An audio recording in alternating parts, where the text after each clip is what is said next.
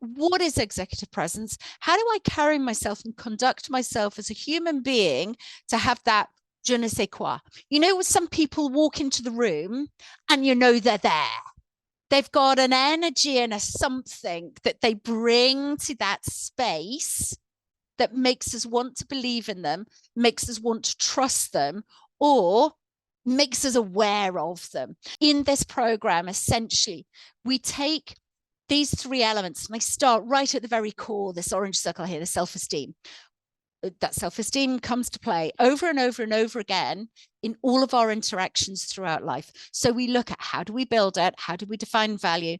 How do we build the confidence to express our needs? Then we look at emotional intelligence and empathy. So increasing self-awareness, what's the value that we bring to the organization? How do I regulate my emotions? How do I regulate my interaction? So if any of you who are familiar with Daniel Goleman's work on emotional intelligence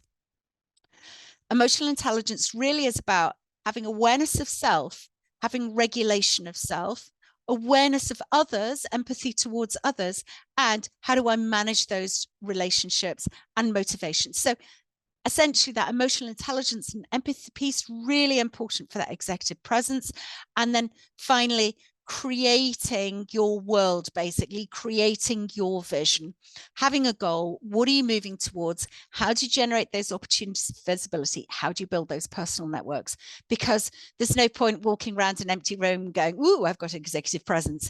We've got to share it with the world. So that's what this program is all about, is what are the elements that go into having that executive presence, what is the value of it, and helping really for people to have the courage to be seen.